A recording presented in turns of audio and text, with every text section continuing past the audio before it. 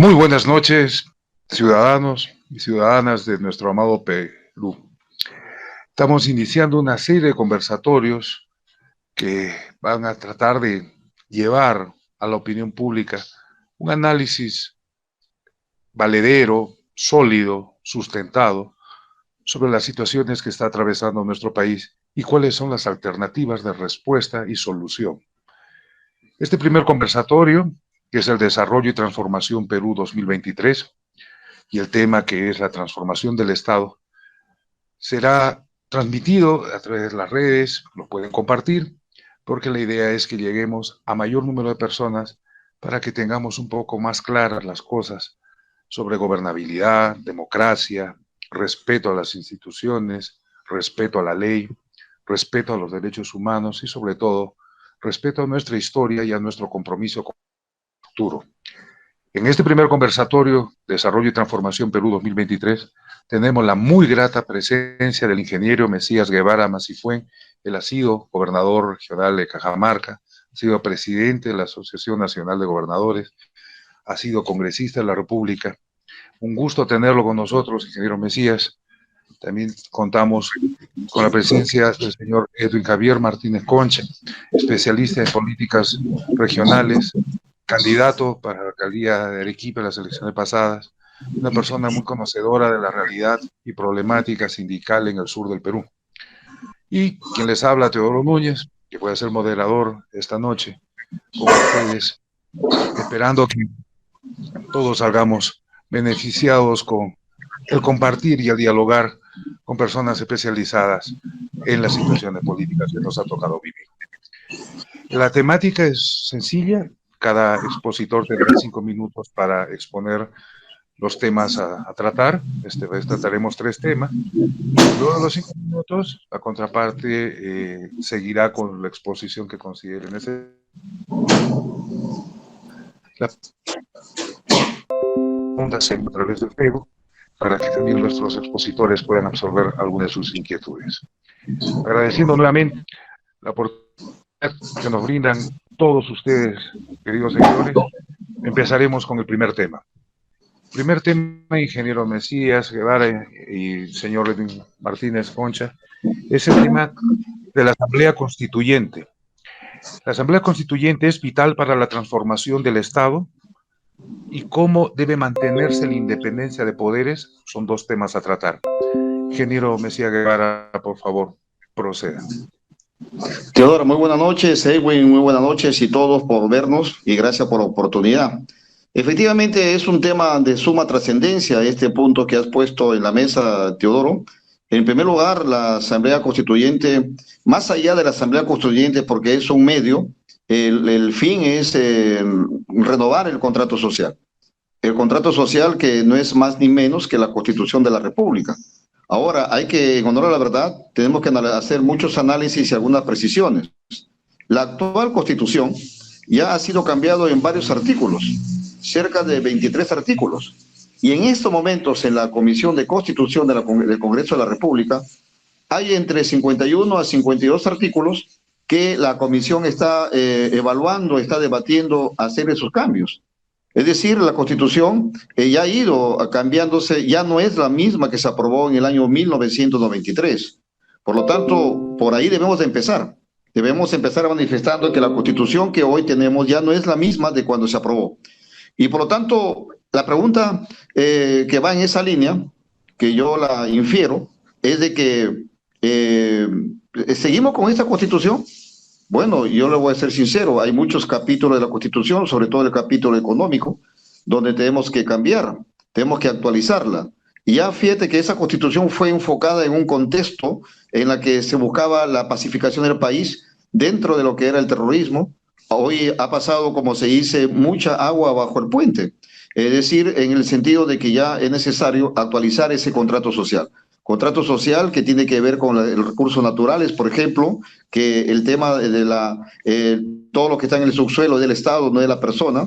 Por lo tanto, hay muchos cambios que tenemos que hacer. Asimismo, también en el orden de la justicia, el Tribunal Constitucional que tenemos que actualizarlo, que tenemos que fortalecerlo, el sistema electoral también, por ejemplo, y por otro lado las propias prerrogativas del propio Congreso de la República, donde iba la segunda parte de la pregunta, cuando tú manifiestas que tenemos que ver en torno a lo que es el equilibrio de poderes. Existe el concepto del check and balance. El check and balance significa el equilibrio de poderes entre el Poder Judicial, entre el Ejecutivo y el Legislativo, algo que lamentablemente estamos viendo que en este momento no se está respetando. Por ejemplo, el tema de la cuestión de confianza, por ejemplo, el tema relacionado de acusar al presidente y vacarlo por vacancia, digamos, por vacancia moralidad, es decir, por falta de competencia moral, y por lo tanto ahí el Tribunal Constitucional ha sacado unas competencias lo cuales no se ajustan muchas veces a derecho.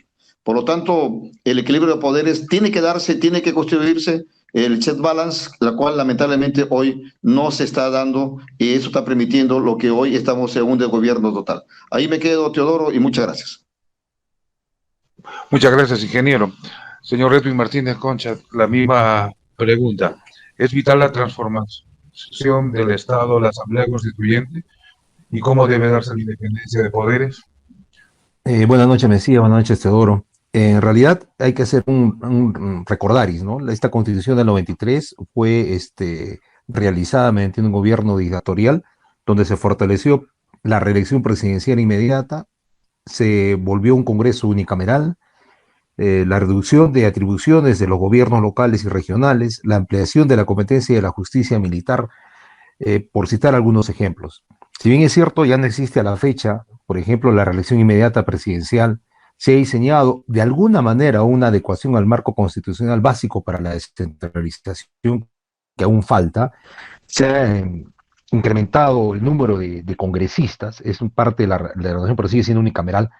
Pero hay que recordar que en el año 2000, en el gobierno transitorio de Valentín Paniagua, se conformó una comisión de alto nivel para que pudieran realizar el estudio de las bases de la reforma constitucional, designado por el presidente Valentín Paniagua, ¿no? Que, dicho sea de paso, fue presentado al Congreso de la República y en el 2003, sin temor a equivocarme, en una primera votación, logró aprobar digamos, este nuevo proyecto de constitución en la comisión correspondiente, pero lamentablemente desde esa fecha no se ha podido, no han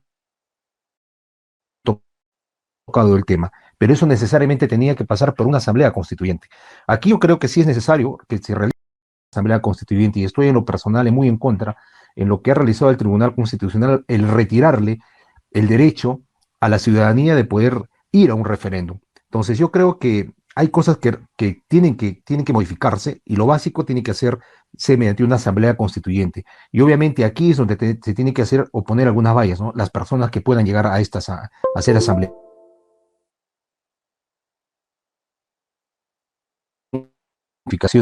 Tienen mesa bastante más de la Constitución y ha perdido, digamos, la esencia fundamental que tenía la Constitución del 93, por ende tiene huecos por todo lado más de lo que tenía. A capítulos fundamentales como la economía, como también el tema de proyección social, educación, salud, que se ha perdido bastante en los últimos años.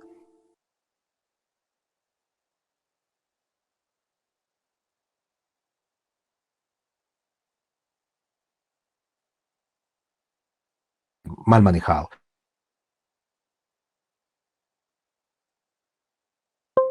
¿Cómo puede confianza en cada uno como tenga que realizarse? Recuérdese que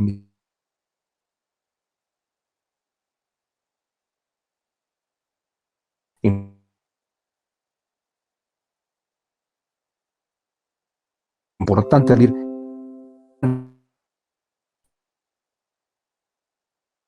de renovación a una asamblea constituyente que tenga a cargo la elaboración de una nueva. Muchas gracias. ¿Algo más que desea agregar, ingeniero Mesías Guevara? Bueno, a lo que ha manifestado Edwin, yo siempre, digamos, coincidimos plenamente. La Constitución tiene que verse de manera integral.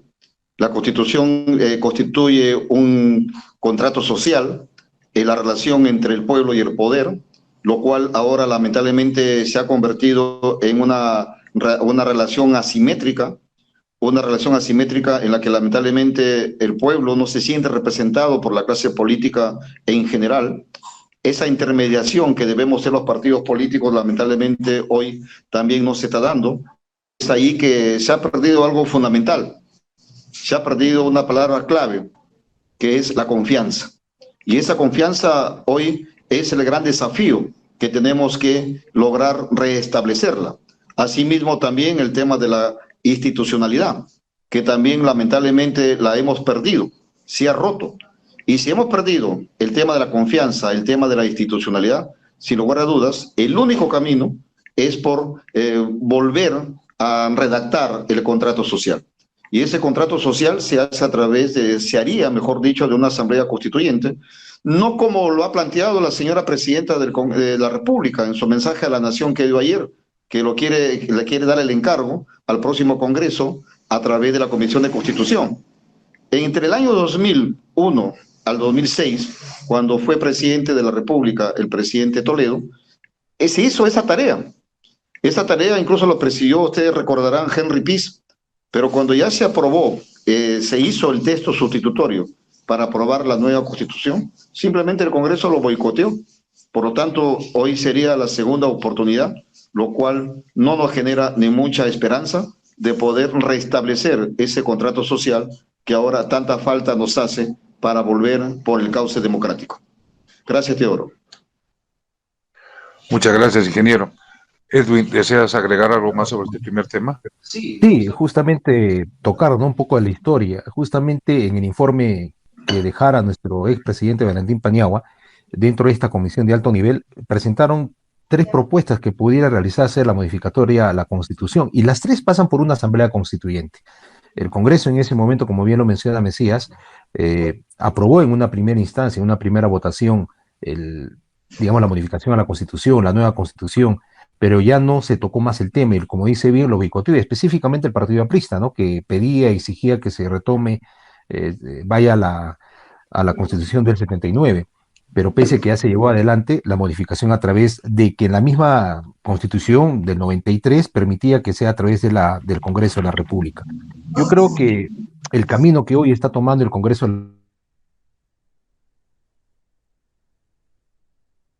está equivocado. Hoy tenemos más de 50 fallecidos, 58 sin temor a equivocarme, la gran mayoría a balazos, y creo que esto también está en contra de la propia Constitución, y vemos a congresistas que lamentablemente pues más van por sus intereses personales que por el interés social.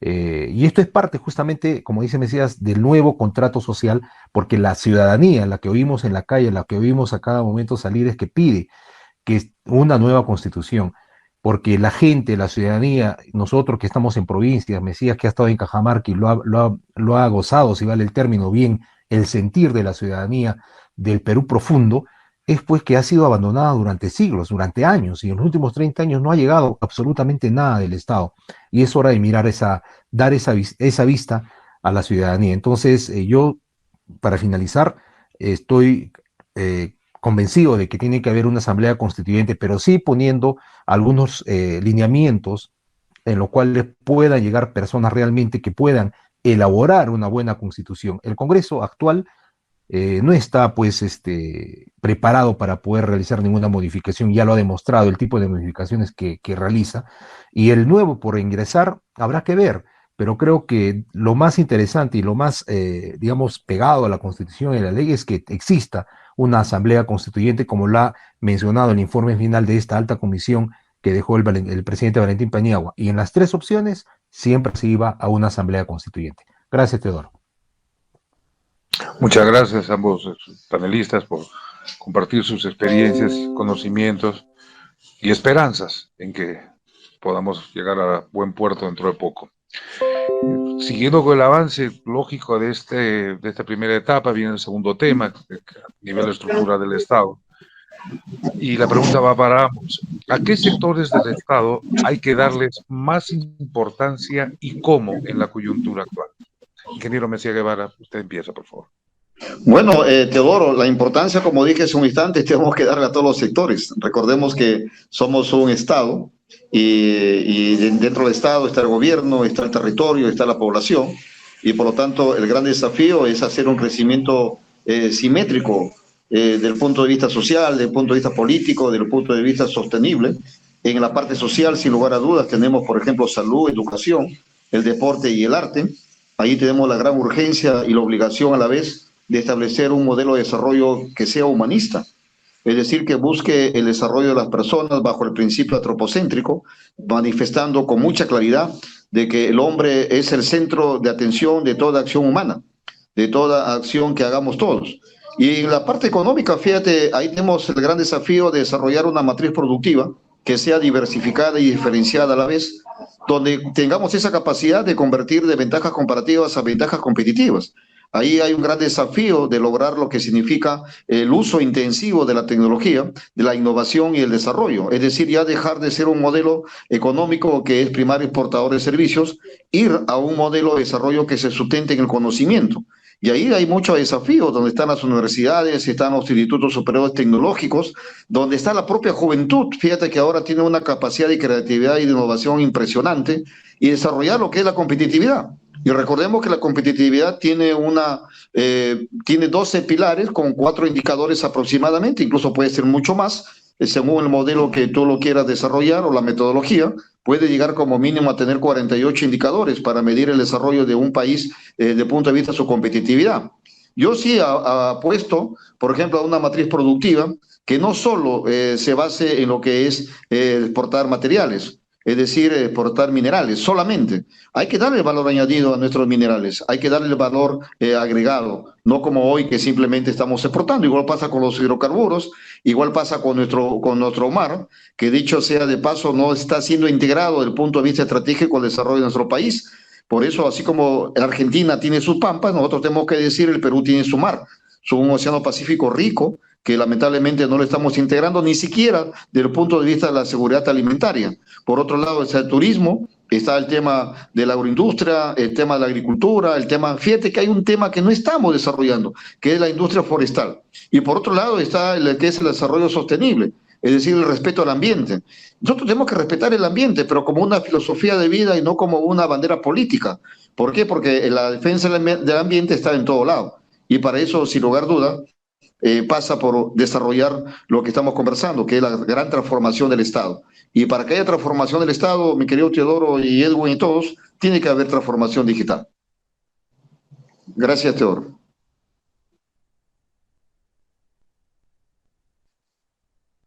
Muy amable, ingeniero. ¿Usted qué opina precisamente qué sectores del Estado habría que darles más importancia? Ten en cuenta que todos son importantes. Así es. En estos momentos, lo que yo puedo decir que tendría que dar un giro importante y rápido son aspectos importantísimos, y coincido bastante con Mesías, pero primordialmente en educación, que ha sido abandonada absolutamente. Hoy, por ejemplo, en Arequipa vemos colegios que por las lluvias, que no son tan fuertes como años pasados, ya están inundados, y ninguna autoridad, ni regional, ni municipal, y menos el nacional, hace absolutamente algo para poder mejorar esto. Lo segundo es salud, que es trabajar mejor en la prevención que estar como hoy están los hospitales, que están que se derrumban. Tenemos acá cerca el Hospital Goyeneche, que sin embargo ni el local, ni el regional, ni el nacional hacen absolutamente nada, ni siquiera por tratar de presentar expedientes. Y si estos expedientes son presentados, son malmente presentados. Tenemos hospitales que se han quedado por más de 12 años inconclusos en construcción, y se olvidan que no solamente es construir, es el material, es la infraestructura, sino también es el recurso humano y por supuesto también la tecnología y los medicamentos. Es decir, son puntos estratégicos que para nosotros es importante, que debiera darse la importancia. Agricultura está totalmente abandonada. Hoy vemos con tristeza en Tacna, vienen los señores de Chile, las empresas chilenas, y compran los productos en el campo. Y en el mismo campo, en sus camiones, ya las van etiquetando Made in Chile. Y lo compran a un precio pues regalado. Igual sucede aquí mismo en el Pedregal cuando vienen a comprar los productos. Hacen lo mismo.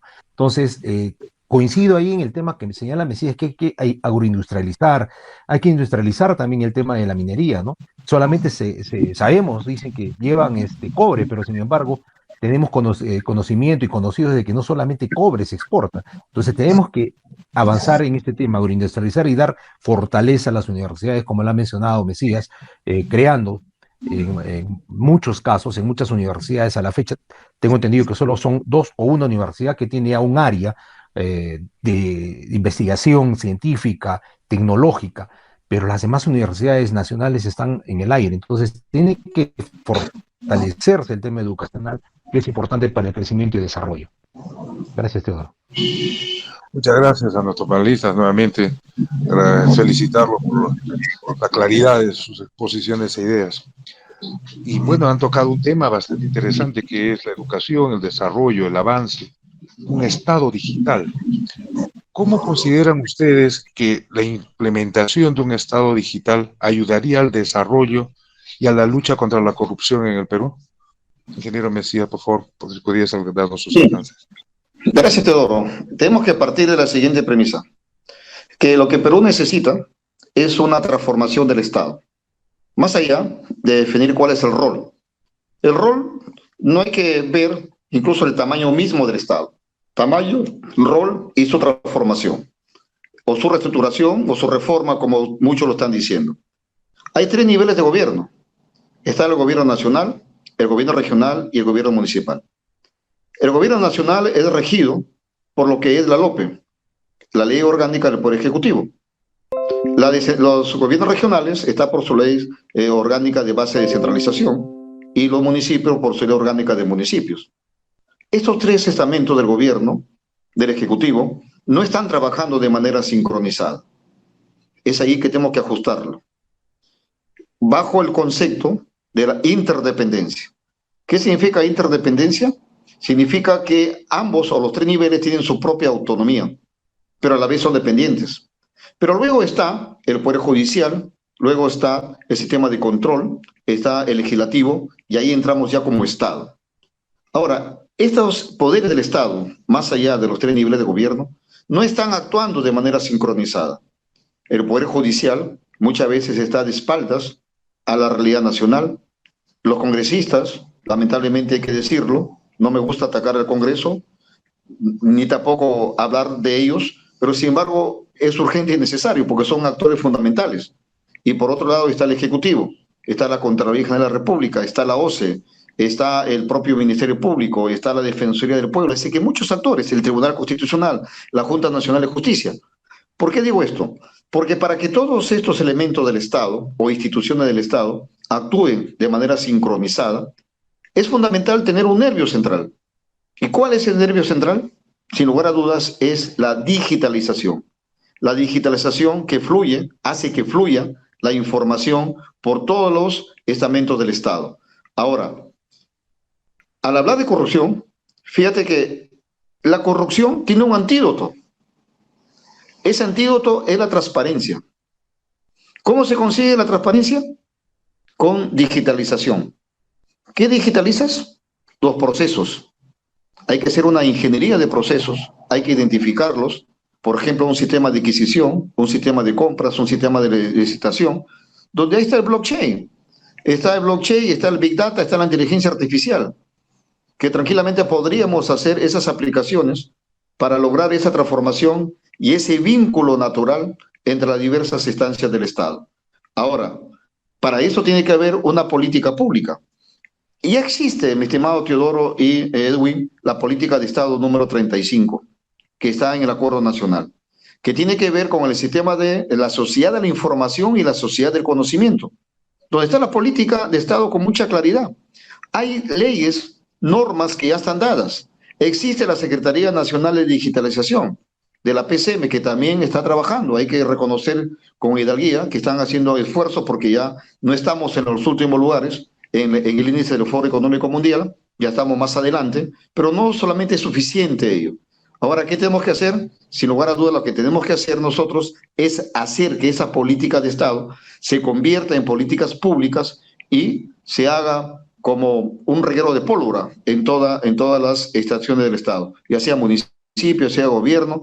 Fíjate que hay otro concepto que voy a dejar acá, que seguramente algunos cibernautas lo pueden desarrollar con más detenimiento, que es el concepto de interoperabilidad. Por ejemplo, en el Congreso se creó lo que es la ventanilla única. La ventanilla única que está en el Jurado Nacional de Elecciones. ¿Qué objetivo? Para que los partidos políticos podamos ver la trayectoria, los antecedentes penales, judiciales, deudas a la SUNAT, tema de la SUNEDU, si tiene los títulos adecuados, debidamente registrados. Eso un partido político debería tener esa facilidad, se llama la ventanilla única. Pero esa ventanilla única no funciona. Y no funciona precisamente porque no se ha desarrollado esa interoperabilidad. Y por eso que los partidos políticos, sin ánimo de justificar, estamos con esa limitante, con esa debilidad de ver los antecedentes de todos aquellos ciudadanos y ciudadanas que quieran participar en política a través de nosotros. La digitalización y la innovación son los pilares del desarrollo de nuestro país y ahí debemos de apostar para sacarlo adelante de nuestra patria. Gracias, Teodoro. Muchas gracias, ingeniero, muy claro y preciso. Señor Edwin Martínez, ¿usted qué opina referente al mismo tema sobre la digitalización del Estado y su importancia para la transformación? Definitivamente totalmente de acuerdo con lo manifestado con Mesías y ir un poquito más allá, ¿no? Por ejemplo, se habla de la OCE, cuando se realizan las adquisiciones a través de su portal Perú Compras. Vemos que también existe corrupción ahí, y eso hay que eliminarlo, y eso para eso se tiene que trabajar. Costos, por ejemplo, ¿no? Por citar nada más un ejemplo de una computadora que vale en el mercado, se me ocurre, 1.500 soles, obligados a comprar en la OCE, las instituciones públicas del Estado, ¿cuánto están valorizando ahí? Lo más barato, 5.000 soles. Entonces, a este mundo digital que precisamente puede agilizar y transparentar, que es lo que se busca, no está transparentando. Entonces hay que realizar ajustes y que estos deban de darse. Tocaste un tema importante, no el Congreso, la ventanilla única, pero lamentablemente en el Congreso que fue disuelto anteriormente, aprobaron una ley, por ejemplo, para que los congresistas no rindan su declaración jurada ante la Contraloría de Intereses. Entonces, ¿de qué estaríamos hablando, no? Yo creo que aquí debe haber una reforma del Estado, totalmente de acuerdo contigo, Mesías, y que esta reforma del Estado tiene que ser en todos los campos, y definitivamente la innovación y la digitalización, como tú mencionas, es lo más cercano a la transparencia que puede existir a la fecha. Es decir, tanto documento en papel, y podemos observar que en diferentes instituciones hay falsificaciones, hay notarías que se prestan para ese juego, incluso hay denuncias ya que están habiendo porque existe falsificaciones a grandes escalas que inclusive estarían comprometidos, por ejemplo, las embajadas de Perú. Entonces, porque dan poderes falsos, ¿no? O entre comillas, a personas que no son las auténticas. Es decir, creo que sí estamos entrando a un mundo digital, a la innovación, pero me parece que le falta aún ese reforzamiento, ese sinceramiento que lo que mencionas tú. Y creo que esta reforma va a ser necesaria y va a tener que tratarse definitivamente en la nueva constitución que tiene que elaborarse sí o sí mediante una asamblea constituyente para que pueda dar justamente esa fortaleza a esta transformación digital. Porque yo sí estoy convencido que mientras exista cero papel, la transparencia y aquel corrupto, vamos, ¿no? Para que exista la corrupción tiene que haber el corruptor y el que es corrompido. Va a tener que culminar, va a tener que romperse, porque ya la transparencia va a estar en la página, ¿no? Tiene que sincerarse. Entonces yo creo que ahí es donde se tiene que apuntar. Yo apostaría de que tiene que incluirse un capítulo especial para la digitalización e innovación tecnológica en la nueva constitución para darle justamente, reitero, esa fortaleza y que tenga ese espacio necesario y darle, pues, por ejemplo, a la Contraloría General de la República también esa fortaleza, si vale el término, pero sincerar también a los cuadros humanos que tiene, el recurso humano que tiene, no solo en esta institución, en muchas otras. Eso es importante, por eso es importante que exista esa transparencia de quién es cada uno de los seres humanos que está trabajando el Estado o quiere trabajar en el Estado para que esto la ciudadanía conozca, ¿no? Gracias, Teodoro. Bueno, muy agradecido a nuestros dos invitados que nos han dado luces y motivos de investigación. A todos los amigos que vean esta transmisión, los términos que no lo entiendan, búsquenlos. La búsqueda del conocimiento nos va a sacar de la pobreza. Solo un pueblo educado puede llegar muy lejos. Ingeniero, decía Guevara Massí, fue muy agradecido, muy gentil por compartir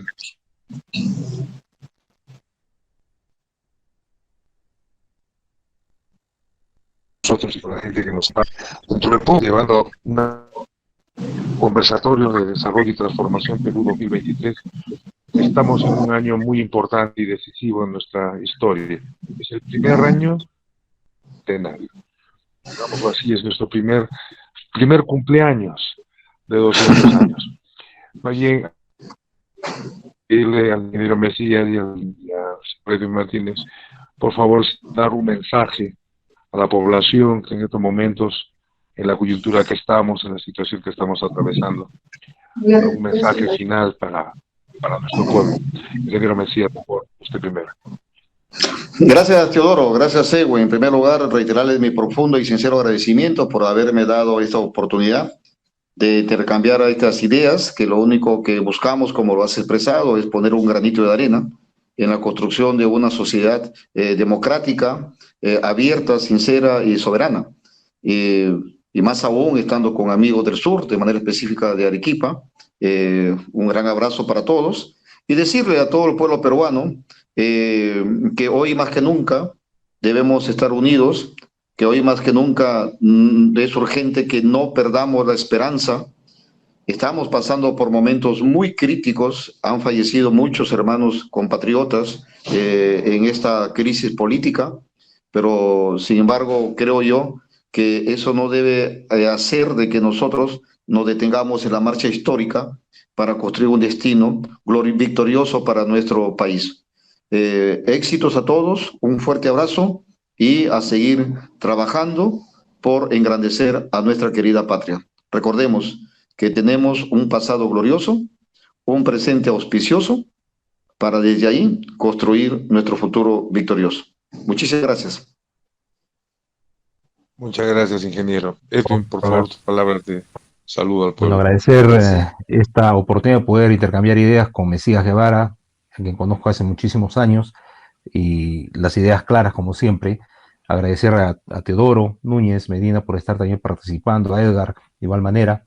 Y nada, a la ciudadanía, aquellos peruanos, compatriotas nuestros que han tenido la triste realidad de perder a un ser querido, a un ser amado en estas protestas que para nosotros son justas, justos sus reclamos y que lamentablemente pues no han sido, no son escuchados, no son oídos aún por el Congreso, que debiera ser el primero en poder por lo menos oír. Y es algo que en lo personal reclamo, ¿no? A los politiqueros, porque no son políticos, son buenos para buscar el voto, pero son malos para oír cuando los llaman y les reclaman por alguno u otro tema. De igual manera, la presidenta Boluarte, ojalá que decline su forma de estar actuando. Por un lado, busca caracterizando a todo el país.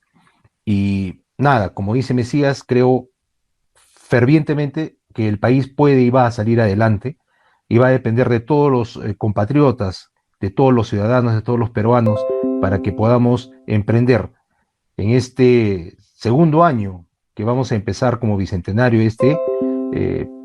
un nuevo cambio, nuevas luces para poder dar esperanza a nuestros hijos, a nuestros nietos y podamos recuperar a nuestro país de toda esta maraña de mentiras, de verdades a medias y sobre todo, no pierdo la esperanza que los partidos políticos vuelvan a ser los partidos políticos de antes y que sean el medio por el cual la ciudadanía puede encontrar la satisfacción, puede encontrar la mejora socioeconómica y política también de nuestro país y con ello el crecimiento. Muchísimas gracias y que vive el Perú. Muchas gracias, ingeniero Mesías Guevara Masifue. Muchas gracias, señor Javier Martínez Concha. Gracias, amigos. Gracias por seguirnos, por compartir esto. Y no se olviden que vive y que viva el Perú. Nos vemos muy pronto con más temas sobre la realidad nacional. Buenas noches.